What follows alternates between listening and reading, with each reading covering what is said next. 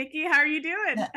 I'm fine. How are you? I'm good. Thank you so much for giving your time. I really know that your time is precious. So thank you so much for coming and joining me just for a short time. I would love for you, Nikki, to tell me about the inspiration behind your book.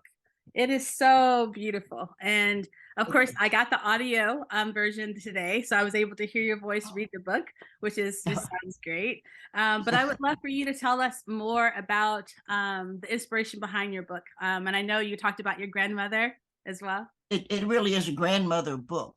And grandmother lived down the street. We lived on Mulvaney Street. And I'm actually beginning to work on a series, the Mulvaney Street stories, because Mulvaney Street no longer exists. Oh, The University of Tennessee took an eminent domain and took all of those, it was the Black community, and took all of those houses, everything away. And University of Tennessee owns all of that. I wanted it to not be forgotten. It's so easy to forget that people live there. That was a community. Every Monday when I stayed with grandmother, which I did for several years, but every Monday she washed. I would help her. I would wash dishes. She would wash clothes. And then I would help her hang the sheets. And she would do what is called her sit down. And I'll be 80 years old this year if I make it through. And yes, you I've been will. laughing because I've been saying, well, I need to sit down, and so I'm doing things in the house, and then I'll say, oh, I just had my sit down. By the way, I had lunch. I had some homemade soup, but it's really so she would have her sit down. But I sincerely think she just wanted to not be bothered for a minute, have to talk to somebody or something. And so she would say to me, well, are you going to take those books back? Because every Monday I went to the library. Yeah. And I had a library card, which most kids don't know. And I would actually I got dressed up, not dressed, up, but I put my dress on, and so that I looked nice. I would go to the library. Mrs. Long, my librarian, whom I remember so well, Mrs. Long would greet me like an old friend. She and I would talk, or she would make suggestions. You might like this. I'm a nonfiction reader, and so she had suggestions. If you're interested, I like birds, so I did a lot with birds, and I still do a lot with space. Yeah. And so it's been, talking to Ms. Long, and I would stay most of the day, and then you'd look around and it's 3:30 or 4 o'clock, and I'd say, oh my goodness, and I'd have to go home. I wasn't upset, just time to get home because the sheets would be dried. We were living in Tennessee, and Knoxville is right in the mountains, as you may know. And so the sheets would be dry by about 4 o'clock. And I would help grandmother, fold the sheets. And then my job was always to fix the vegetables. She would say, well, I'm having whatever I'm frying chicken today. So I'm going to let you cut the carrots and cut the beets, and, we'll saute, and so that was my job. I would get that done. And then she would go ahead and fix the rest of the meal. But while she was cooking, then I could go and sit on what we call the back porch. There was a front porch and a back porch. Oh yeah, I And I remember could the sit back on porch. the back porch and read until she would call for my grandfather was there, of course, and she would call us in for dinner. So that's how that book came about. I'm so sad, actually, that youngsters today don't have a front porch, because there's a world of difference between the front porch and the back porch. And on the front porch, you had neighbors, and they went by and they spoke to you and you spoke to them, and you knew who they were, and how are you feeling, how's your mother, how is if the kid was hurt or something, or tell one of my friends was named Joanne, Joanne Miller. Well, tell Joanne, she'll come down and play some tennis. We live right across the street from the tennis courts. And so Joanna come down tomorrow and she'll play some tennis. And I'd say, yes, ma'am, that'll be fun, because I was not as good a tennis player as my mother or anything, but I enjoyed playing tennis. So, that's how you made your day. But now, of course, everybody's got a deck, and, you sit on your deck, but you don't see, you see the birds, and that's nice. You see the squirrels, but you don't get to see people, and you don't get to holler at them, and I say holler, I mean just, shout out. That's a Southern term, and I'm a Southerner, and you get to, find out what was going on. But I really miss the front porch. That's something that I think if we could bring any one thing back for making human beings civilized, it would probably be the front porch. The way that you write, I could see you at your grandmother's house. I could see the clothes being hung because I used to do that too, with the clothespins, hang the clothes outside. And my grandmother had she had a back porch too. She had peach trees that she used to let us climb and, get as many as we could. And she did preserves. So Yeah, no. yeah, so I remember all of that. Did your grandmother teach you how to make that famous chicken that you know how to make? Yeah, actually she did. I took like I just wrote a poem for the National Poetry Foundation is doing something, and they were kind enough to ask me. But one of the poems that I wrote was about, I write a lot about cooking anyway, if you've been reading me, but I wrote a poem that said, I watched, the poem is called Bay Leaves. And no matter almost what my mother was cooking, she always had a couple of bay leaves. And I always watched mommy cook. But as I say in the second stanza, but I cooked with grandmother. And so when grandmother was going to do something, she'd call me and, and this is what I peeled the carrots or I peeled the potatoes. I'm getting ready to make some ice cream. I don't think I'm going to get it done today because I'm busy and I haven't made ice cream in quite a while. What kind of ice cream? Oh, I like vanilla. Oh, vanilla. Yeah, vanilla bean. Yeah. Yeah, and grandmother, and I love my grandmother, but grandmother liked pineapple. And my grandfather, was to the day he died, I think, just totally in love with her. And he would do all the grocery. She never did grocery shopping. He did the grocery shopping. Yeah. And he was always just thrilled when he could get a pineapple. And before he could get into the house, her name was Lou Vinia. He called her Lou. Lou, they had pineapple. And I was going like, oh no, not pineapple. Because I hate pineapple ice cream. There's nothing you can do because he's going to make the ice cream and he does the churning and it's going to be pineapple. I always loved it when they didn't have any pineapple. He was always hurt. Well, they didn't have any pineapple today. And I was like, yes. So oh, that is so sweet. Oh my gosh. Yeah, my husband's favorite is vanilla bean ice cream. Yeah, that's the favorite. Do you still have a library card right today? Do you still have a card? Oh no. No, everybody kind of knows me. Oh yeah, you don't need a card, right? What am I saying? When the Huff Library was recently reopened, I went up for the ribbon cutting. They have the t-shirt that says the People's University. And I think that's so nice that we now do think of libraries as the people's universities. And so people are now able to come in. And of course, they have, I'm not good at it, but they have computers. You can use those. You can take your coffee in if you're doing that.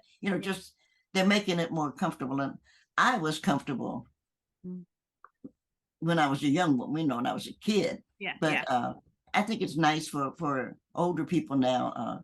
I think that what libraries and computers have done, frankly speaking, is that you're not really homeless. You don't have to have a roof over your head. You're not homeless because you always have an address at the library or you have an address with your computer. You said that you went to the library and of course your librarian was able to go and get books that were not in and you said Carnegie, I think, right?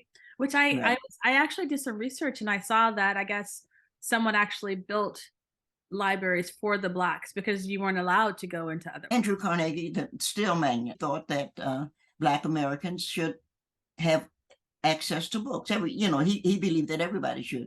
And so anytime you see a Carnegie library, which you don't see them much anymore, but anytime you see a Carnegie library, it is what would then be called the colored library. Wow. And that's where the Black people went because in Knoxville, for example, the Lawson McGee library was for white people. So kids like me could not go in. But my librarian, Mrs. Long, if I wanted an unusual, what would be considered an unusual book, if I wanted to read Silent Spring, which I did by Rachel Carson. And of course, that's all about what we're now dealing with, which is climate change. But if I wanted that, she would go up. She had to go up to the Lawson McGee to ask them, God bless her, to lend that book. And I'm now old enough and have seen enough meanness in people to know that she probably had a difficult time. They probably, were laughing like, why do you want it? What are you going to do with it? You all don't, one of those kind of, but she did get the books. And so when I went back up, she never told me what she had to go through. But the older I get, my generation is the generation that fought against segregation, as you know. Yeah. And you begin to realize, oh, this is what they had to go through just to get a book. That generation right in front of my generation, and I think we try to pass it along, was the generation that still thinks books are important. And I really sincerely wish that youngsters read more. I really do. I don't think they spend enough time reading. They're being annoyed by a number of things, which they have a reason and a right to be annoyed. I don't. I'm old enough to know that, but I also think that they don't spend enough time within themselves trying to figure out where they want the world to go. They are letting someone else control their anger, and that's not a good idea. Renee Watson and so many other authors who are publishing books, so then they look like your book. Young girls and boys of color can actually see themselves. So do you feel like if you were to sort of go back in time and take the sort of books that we currently have, you would feel like, wow, you could see yourself, because of maybe when you were there at that age, you couldn't actually see yourself in books? Or did you have to really imagine yourself through the words? Because could you actually see yourself in books? You don't need to see yourself. You need to tell your story. The people that were passing, my grandparents, when I lived with them, we were sitting on the front porch because people ate dinner, at 5 o'clock at that hour. And so you're sitting on the porch and you're hearing the stories. And it's not a question of what you see, it's a question of what you hear. And listening to those stories, you say, well, I have a story. There's something that I want to say. And I think that too often right now, I think that the electronic generation, I think that it's really not been very good, to be honest, for the youngsters, because they do want to see it. And it's not about what you see, it's about what you feel and about what you're thinking. I have something to say.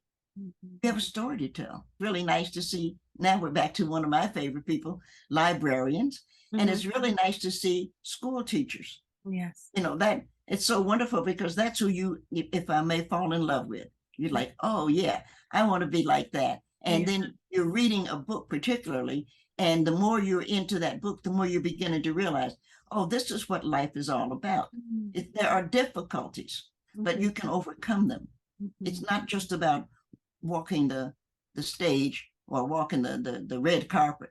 There's more to life. And some of these things work and some of these things don't. That's why you read books. That's why libraries are important. I completely agree with you, Nikki. And I'm actually working on a series as well. It's called I Dream. The first one is I Dream India, because what I know is that there are kids that are where I used to be, who will never get a chance to fly to India, who will never get a chance to even leave their neighborhoods. But just like with what you have created and shown in this book, they can go to the library and go to India and check out a book and feel as though, and sort of like disconnect themselves from where they are just for a moment, just like you did, and be able to see a world beyond their own. They can know that there's another them inside. Yeah. And that's what you want. That's what books are there for. I'm thrilled that you enjoyed the book. I like the book. It was debuted at the Library of Congress. Dr. Hayden gave it a debut. And I'm so proud of her. She's such a wonderful human being. I'm so proud that the United States has a Black librarian. There was a time that a Black woman, a Black mother, a Black cousin, grandmother, if they were trying to teach a child to read, it would have cost them either an unfortunate beating, it might have, depending on what's going on, caused them to be blinded, or it might have forced them to run away. There are things to be done. And I'm not trying to say everything is all right, because everything isn't. But I do think that everything is better. And one of the things that help make things better are libraries. Yes. Or going in there and dreaming about what I want to be. So it's not just what you can look at. There was a time that we, in my generation, we had to make ourselves be seen in things that were meant to exclude us. And we had to say, no, I'm not going to be excluded. I do thank you. And I hope that whatever reader decides that they would like to have the book, I hope they enjoy it also. Yes, thank you.